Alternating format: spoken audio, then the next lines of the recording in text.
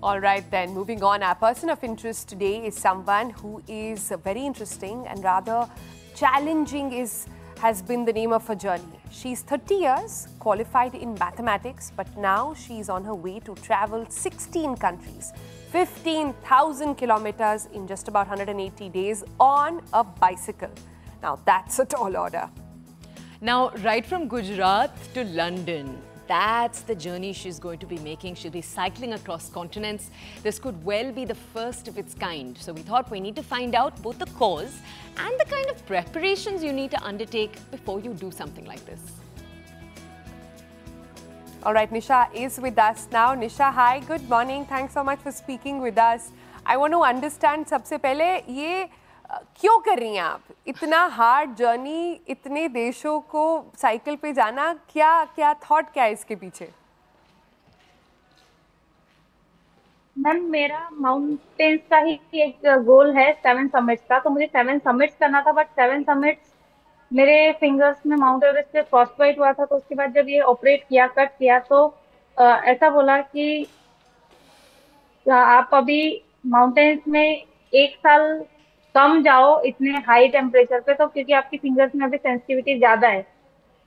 तब मैंने, और 1 साल तक घर पे बैठ के रहना is not good for me. मैंने फिजिकल प्रिपरेशन तो मेरी ये ऑपरेशन होने से पहले ही रनिंग, साइकिलिंग चालू कर दिया था, बट उसके बाद 1 साल जब मुझे बैठने को बोला गया तो it is not possible for me. और नेचर को लेके मैं पहले से ही काफी लगाव है मेरा नेचर के साथ। तो मैंने सोचा कि अब मेरे नॉन जो है उन्होंने बाइक पे ये रूट किया हुआ है बाइकिंग में, तो वहां से मेरे दिमाग में, जब मैंने उनकी स्टोरी पहले सुनी थी, तो वहां से मेरे दिमाग में ऐसा आया कि जब बाइक पे लोग कर सकते हैं तो साइकिल पे क्यों नहीं कर सकते। तब मैंने वहां पे फाइनल किया कि साइकिल पे करूंगी, और जहां पे भी जाऊंगी वहां पे प्लांटेशन जरूर करूंगी। और प्लांटेशन करके जहां पे रुकूंगी, वहां जहां पे भी प्लांटेशन करूंगी वहां पे एक इंसान को उसकी जिम्मेदारी सौंप के जाऊंगी कि इस प्लांट को संभाल के बड़ा करने की जिम्मेदारी उनकी है। सो एक इंस्पायरिंग चीज़ से दूसरी इंस्पायरिंग चीज़ अब आप करने जा रहे हैं। आप हमें ये बता सकते हैं निशा जी, ये जो जितनी तैयारियां लगती होंगी ऐसी चीज़ करने के लिए, बिकॉज ये एक दिन की बात नहीं है, ये बहुत बहुत दिनों की बात है, एंड आपकी बॉडी में भी, आपके शरीर में भी काफ़ी थकान आएगा। क्या क्या तैयारियां करनी पड़ती हैं आपको?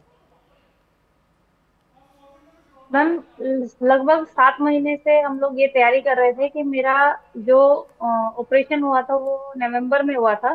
तो दिसंबर से हमने तैयारी करनी शुरू की थी, और दिसंबर से तैयारी करते करते हर एक तरह की क्लोथिंग से लेके साइकिल के एक्स्ट्रा गियर, स्पेयर पार्ट से लेके कौन सी साइकिल में कौन कौन सी चीजें यूज होंगी, उस हिसाब से मैंने एक एक, और फूड में मुझे क्या क्या लेके जाना है, क्या क्या मेरे को आगे काम लगेगा, ऐसे जो भी चीजें हैं वो सब छोटी छोटी प्रिपरेशन करके मैंने पूरा डॉक्यूमेंटेशन के साथ सब कुछ तैयारी की।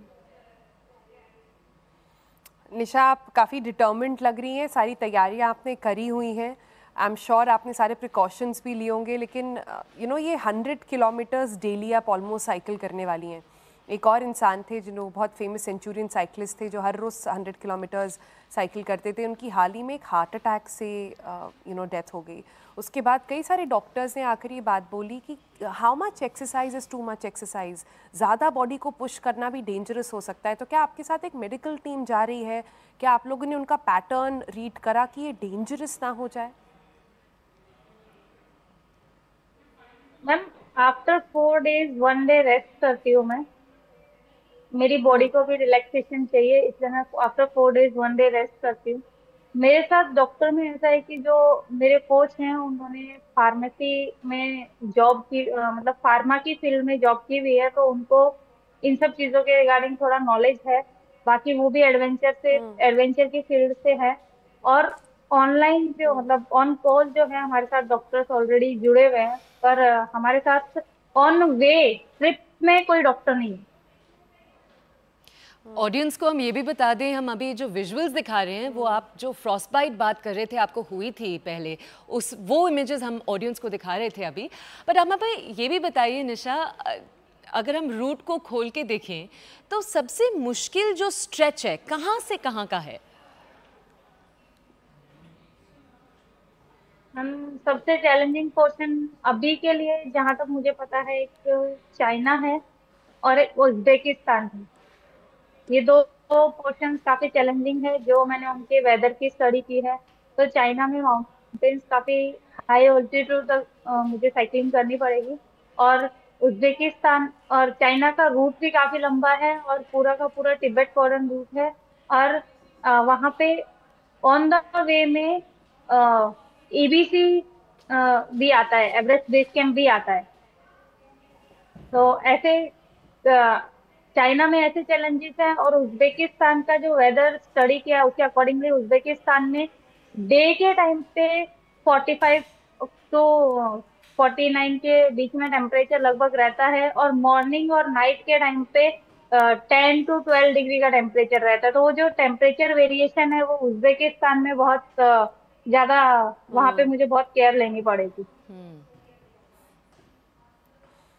निशा, आपके जज्बे की दात देनी पड़ेगी। आपने एवरेस्ट पे जाके अपनी उंगलियां, आधी उंगलियां गंवा दी। अब आप वापस घर पे नहीं बैठना चाहती हैं, इसलिए वापस एक नया चैलेंज लेकर बाहर निकली हैं, फिर उसी को क्रॉस करेंगी। ये कहाँ से जज्बा आता है, हमें बताइए। नहीं मैम, घर वालों का काफी अच्छा सपोर्ट रहा है। और उसके साथ साथ जो सबसे अच्छा सपोर्ट रहा है वो मेरे कोच का रहा है। उन्होंने मतलब एज अ बैकबोन मुझे हमेशा सपोर्ट किया है। माउंट एवरेस्ट में भी उन्होंने मुझे बहुत ज्यादा सपोर्ट किया था, और हमेशा मुझे मोटिवेट करते रहते थे।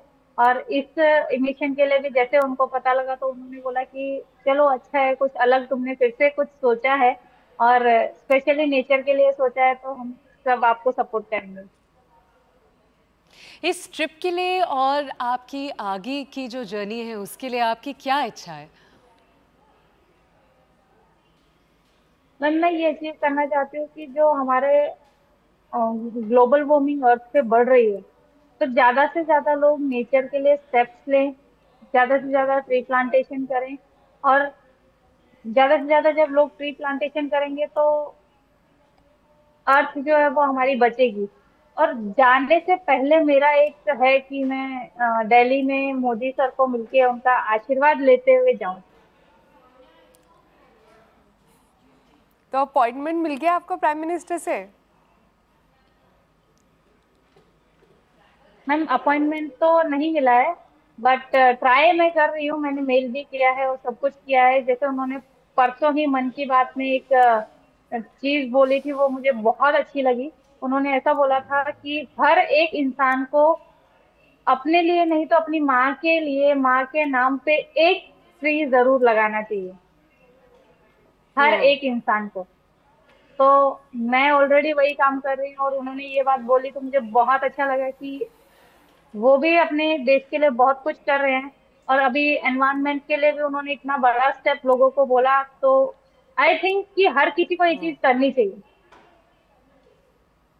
Right. Well Nisha, good luck to you. अभी डे 11 है, आपके करीब 170 दिन और आगे हैं। अभी तो सिर्फ शुरुआत हुई है। Stay safe and stay just your vibrant self, and we hope to catch you again on your journey. आप जब लौट के आए तो हमसे फिर बताइएगा कि कैसा रहा पूरा experience, and good luck with this record.